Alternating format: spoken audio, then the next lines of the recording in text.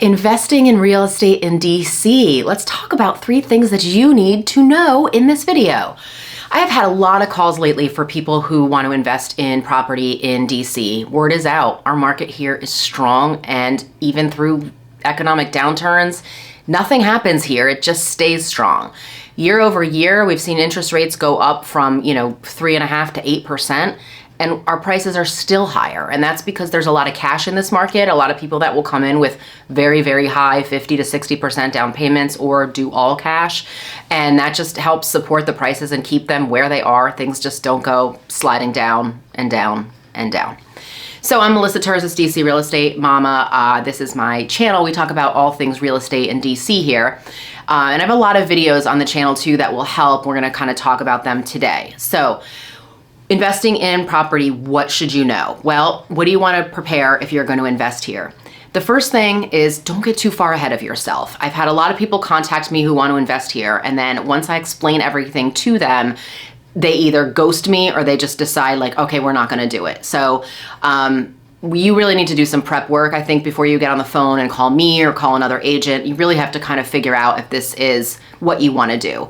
So first, research the area. You just get to know it well. Like I said, I've got all videos. I can put a playlist here of like different DC neighborhoods. We can do Arlington or and Virginia neighborhoods, and then Maryland neighborhoods. I've got all of that on playlists on my channel. So definitely check that out.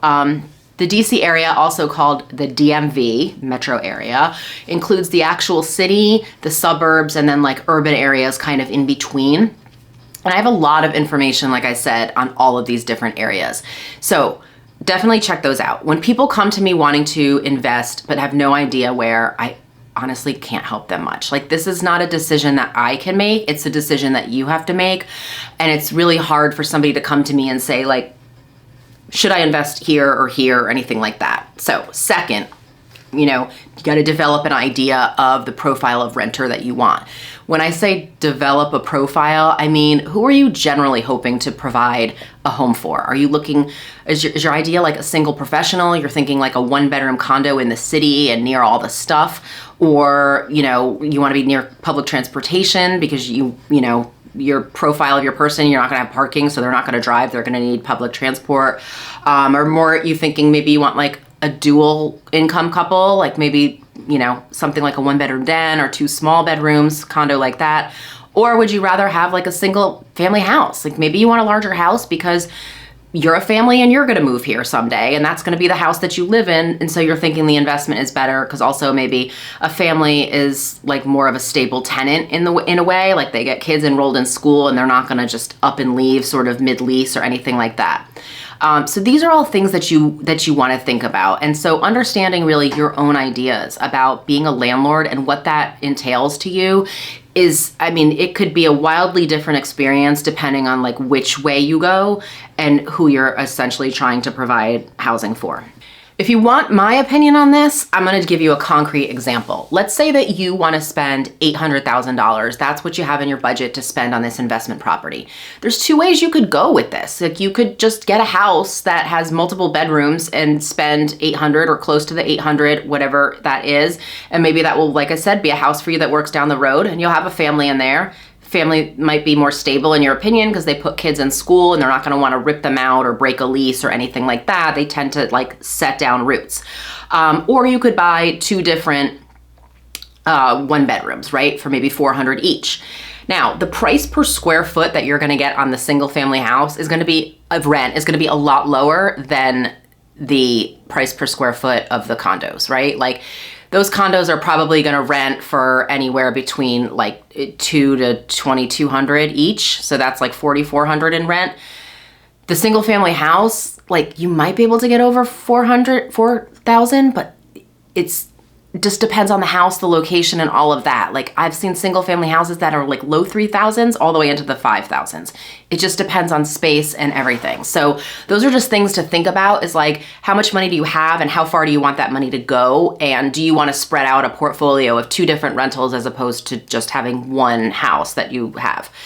And now one note I want to talk about is creating a tenant profile.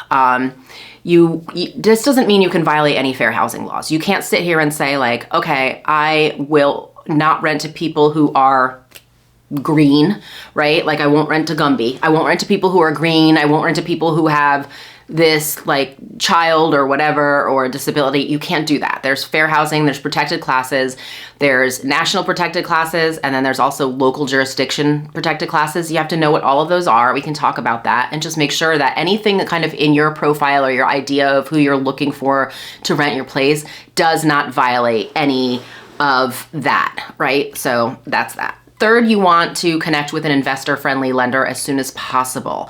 Lending standards changed a lot during COVID. There used to be the primary mortgage rate, the second home mortgage rate, which was just like a little step above what the primary was, like maybe a half point to 3/4 of a point.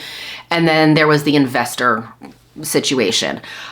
So many people bought a home under that, oh, this is my second home option during COVID. And the lenders like figured all that out. And there's literally no such thing anymore as a second home option. It's either primary mortgage, like you're going to live there, or an investor rate. This drastically changes everybody's finance like you would not believe. So you need to connect with somebody. I have recommendations that I give people, but having that conversation first is just going to give you like a world of value. And you might be asking yourself too, like, well, if rates are high right now, and even higher for investors, why would I bother buying at all? Well, right now we're seeing some really good deals on properties. We're seeing situations where people don't have to compete, which is something we haven't seen in years and years. And that's been really, really nice. And so, you know, you can still, like I said, get this good deal, and then you can refinance if the interest rates go down. And, you know, you're going to find people here who move here and they always want to rent. So you're always going to kind of have this captive audience of people that want to rent in the area.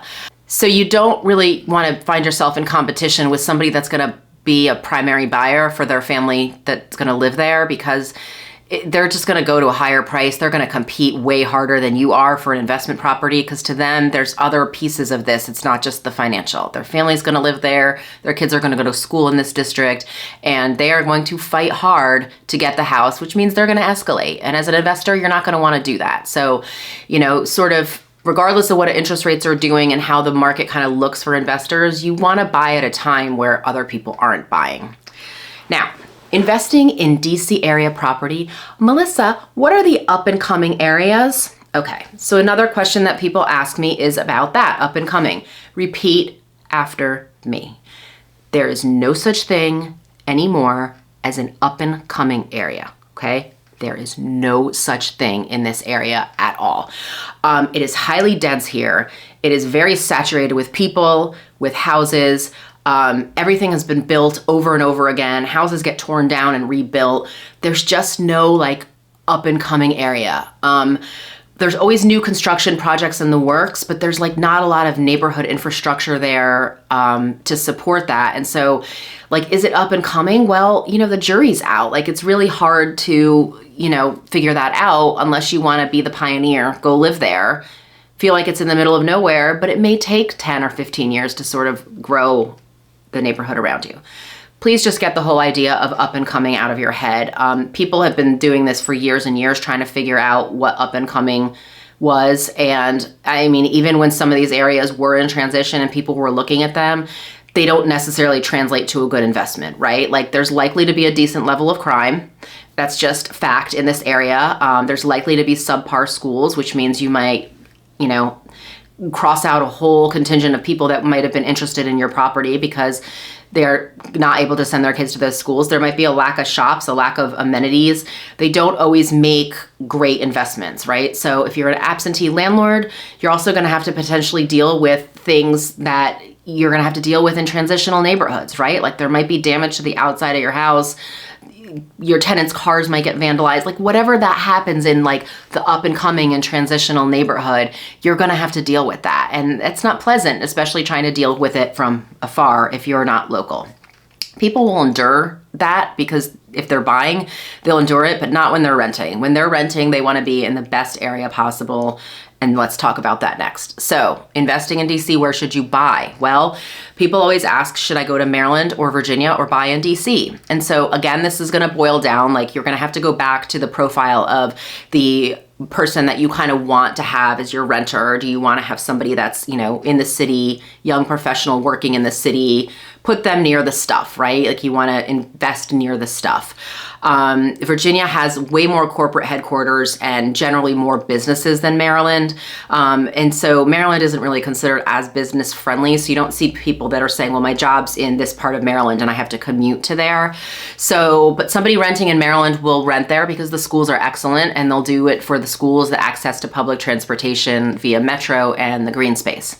Now, in Northern Virginia, the newly built Silver Line has expanded public transport throughout the whole Northern Virginia area. And so that, combined with all the business activity, like I said, the corporate headquarters, it has made Virginia a really strong place to have an investment property.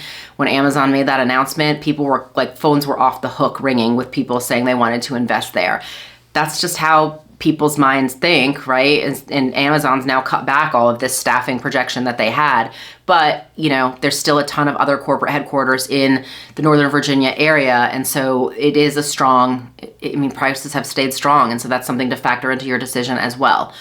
So my best advice here is to always buy in the best area possible, no matter if you are looking to live there or you're looking to rent it out. You know, you want to buy in the best area possible because, again, real estate is always about location. I am Melissa. My contact info is coming next. Please reach out to me if you have any questions about real estate in DC.